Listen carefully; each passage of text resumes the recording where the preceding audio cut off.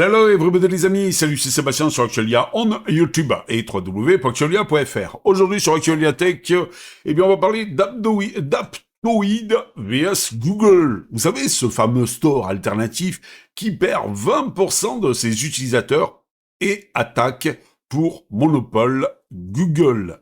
Le bras de fer entre les boutiques d'applications alternatives et Monsieur Google prend une nouvelle dimension internationale.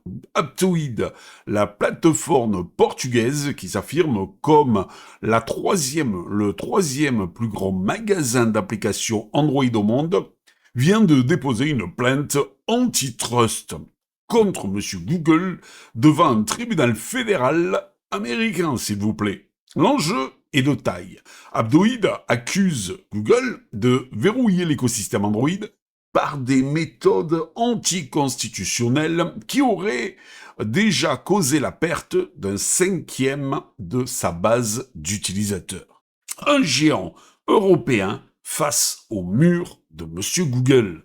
Basé à Lisbonne, Aptoide n'est pas un petit acteur, avec un catalogue de 436 000 applications et plus de 200 millions d'utilisateurs annuels recensés en 2024. L'entreprise représente l'une des rares alternatives viables au Play Store. Pourtant, malgré son poids, Aptoide estime être victime d'un étranglement stratégique.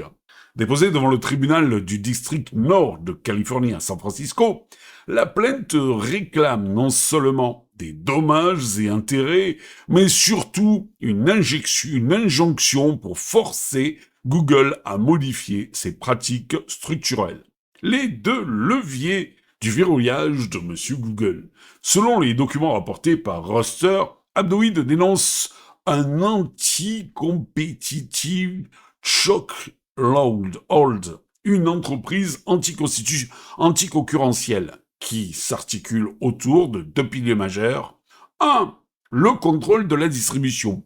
Google est accusé d'utiliser sa position dominante pour rendre l'accès aux stores tiers délibérément complexe. Accord de préinstallation.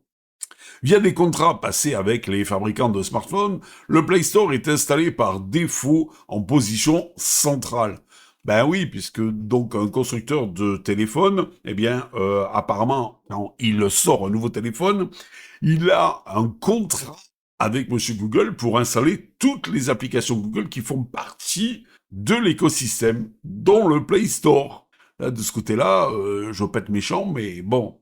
Barrière à l'entrée. Contrairement au Play Store, l'installation d'Aptoide nécessite des étapes manuelles fastidieuses pour l'utilisateur, téléchargement de l'APK, autorisation des sources inconnues, ce qui décourage une grande partie du public. À la limite, si j'étais Aptoide, je demanderais à que Aptoide soit présent sur le Play Store et qu'on puisse l'installer comme une application normale. Voilà. Ça serait un petit peu plus judicieux que de dire on veut qu'il soit installé par défaut avec le Play Store. Le monopole du système de paiement. Le second grief porte sur la facturation intégrée, in-app billing. Google impose son système de paiement pour tout achat numérique, prélevant une commission sur chaque transaction. Commission élevée. Aptoide affirme proposer des tarifs bien plus avantageux pour les développeurs et aux développeurs. Exclusivité déguisée. Google aurait noué des accords privilégiés avec les plus gros éditeurs de jeux et de services pour les maintenir exclusivement sur le Play Store, privant ainsi les stores alternatifs de contenu dit locomotive. Voilà, c'est ce qui amène à aller sur tel ou tel store. L'ombre du procès Epic Games. Aptoide ne part pas au combat sans munitions. La société s'appuie sur le précédent historique du procès Epic Games. En 2023, un jury américain avait officiellement conclu que M. Google exerçait un monopole illégal. Bien que M. Google ait conclu un accord en novembre 2025 pour modifier certaines règles de son store, Aptoide juge ces concessions purement cosmétiques. Pour la firme portugaise, ces ajustements ne rétablissent pas une concurrence saine et n'effacent pas le préjudice subi par les acteurs tiers. Play Protect, une arme qui a coûté 20% d'utilisateurs. Le conflit entre les deux entités ne date pas d'hier. Dès 2014, Abdoid avait alerté les autorités européennes, mais le point de rupture a eu lieu en 2018. Alerte de sécurité, Play Protect, l'antivirus intégré d'Android a commencé à signaler Abdoid comme une application potentiellement dangereuse.